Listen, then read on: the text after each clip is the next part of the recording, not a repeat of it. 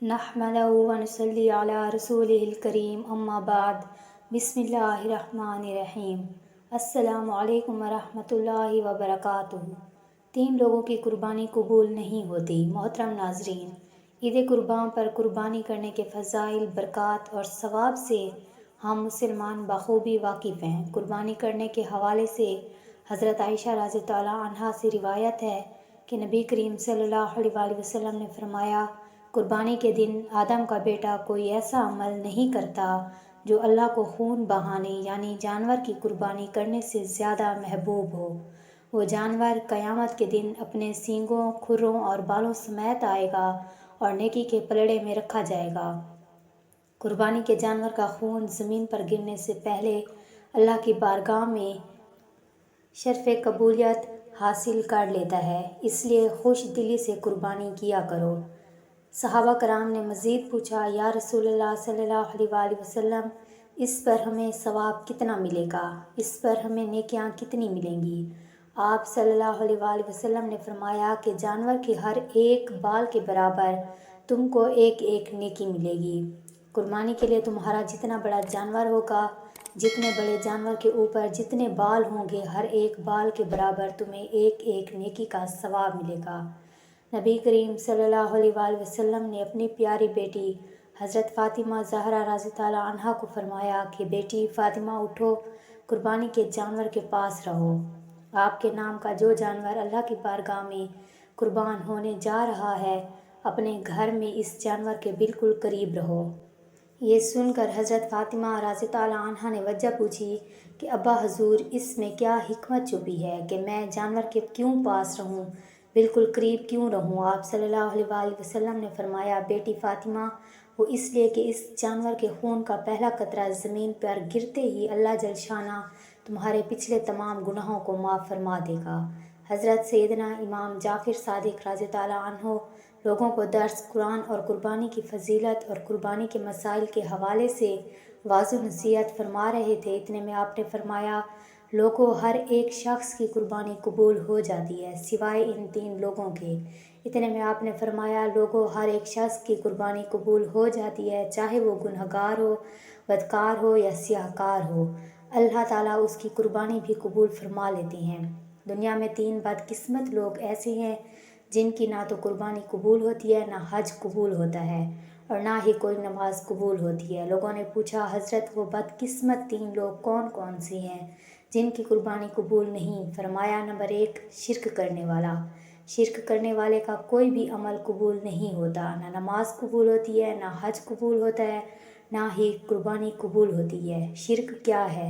اللہ کے ساتھ کسی کو شریک ٹھہرانا، اللہ کے دروازے کو چھوڑ کر کسی غیر کے دروازے پر جا کر بھیک مانگنا، مشکلات کا حل مانگنا، یہ شرک ہے۔ ہمارے معاشرے میں یہ بات عام ہے کہ بہت سارے لوگ پیروں فقیروں کے مزاروں پر جاتے ہیں، وہاں جا کر سجدے بھی کرتے ہیں اور کہتے ہیں کہ بابا جی ہمیں اولاد نصیب فرما، ہماری مشکلات حل فرما، ہمارے دکھڑے دور فرما۔ یہ لوگ کتنا بڑا گناہ کر رہے ہیں۔ اس گھٹیا آہوازاری کو سن کر جو اللہ کا ولی ہوتا ہے وہ بھی اس پر لعنت کر رہا ہوتا ہے، او بدبخت انسان، تیرا خدا میں تو نہیں، تو کیوں مجھے فرعون بنانا چاہتا ہے؟ میں نے کبھی خدائی کا دعویٰ نہیں کیا، میں تو اللہ کا بندہ ہوں جس کے دروازے پر جا کر میں رحمت کی بھیک مانگتا تھا، تو اس کے دروازے پر جا کر سجدہ کیوں نہیں کرتا؟ اس مالک کے دروازے پر جا کر بھیک کیوں نہیں مانگتا؟ ہاتھ کیوں نہیں پھیلاتا؟ میرے دروازے کے سامنے تجھے سجدہ کرتے ہوئے شرم نہیں آتی؟ اسے شرک کہتے ہیں۔ نبی کریم صلی اللہ علیہ وآلہ وسلم نے صحابہ سے فرمایا کہ شرک سے بچنا، تمہارے ٹکڑے ٹکڑے کیوں نہ کر دیے جائیں، پھر بھی شرک نہ کرنا۔ شرک کرو گے تو یاد رکھنا تم لوگ تباہ و برباد ہو جاؤ گے، تمہارا کوئی بھی عمل قبول نہیں ہوگا۔ انسان جب زنا کرتا ہے تو اللہ جل شانہ کو بہت زیادہ غصہ آتا ہے۔ اللہ تعالیٰ زانی انسان پر غضبناک ہوتا ہے۔ غضبناک کیوں ہوتا ہے؟ مومن جب زنا کر رہا ہوتا ہے تو اس وقت ایمان سے خالی ہو جاتا ہے۔ مومن جب چوری کر رہا ہوتا ہے اس وقت ایمان سے خالی ہو جاتا ہے۔ مومن جب جھوٹ بول رہا ہوتا ہے اس وقت ایمان سے خالی ہو جاتا ہے۔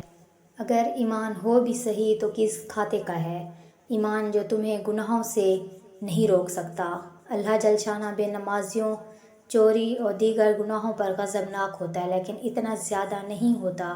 کس وقت اللہ جل شانہ بہت زیادہ غضبناک ہوتا ہے؟ جب ایک انسان اللہ کا دروازہ چھوڑ کر غیر کے دروازے پر جا کر ہاتھ پھیلاتا ہے، جھولی پھیلاتا ہے، بھیک مانگتا ہے، خیرات مانگتا ہے، مدد طلب کرتا ہے۔ یہ وہ بدقسمت انسان ہوتا ہے جس پر اللہ تعالیٰ بہت زیادہ غضبناک ہوتا ہے۔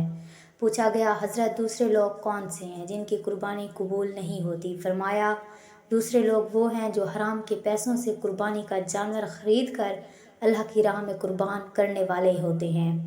حرام اللہ تعالیٰ کو ناپسند ہے، اس لیے کہ حرام پر شیطان ہر وقت تھوکتا رہتا ہے۔ حرام اپنی اولاد کو کبھی نہ کھلانا۔ حرام تمہاری اولاد کی آنکھ سے شرم و حیا چھین لے گا، تمہاری اولاد کو بے حیا بنا ڈالے گا، تمہاری اولاد کو بے غیرت بنا ڈالے گا۔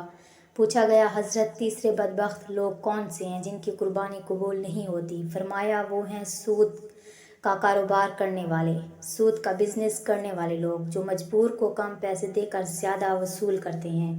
فرمایا، 3 لوگوں کے علاوہ گناہگار ہو، بدکار ہو، سیاہ کار ہو، مسلمان ہو، ہر ایک انسان کی قربانی قبول ہو جاتی ہے۔ ان 3 لوگوں کی قربانی قبول نہیں ہوتی جب تک کہ پکی توبہ نہیں کر لیتے، پختہ توبہ نہیں کر لیتے۔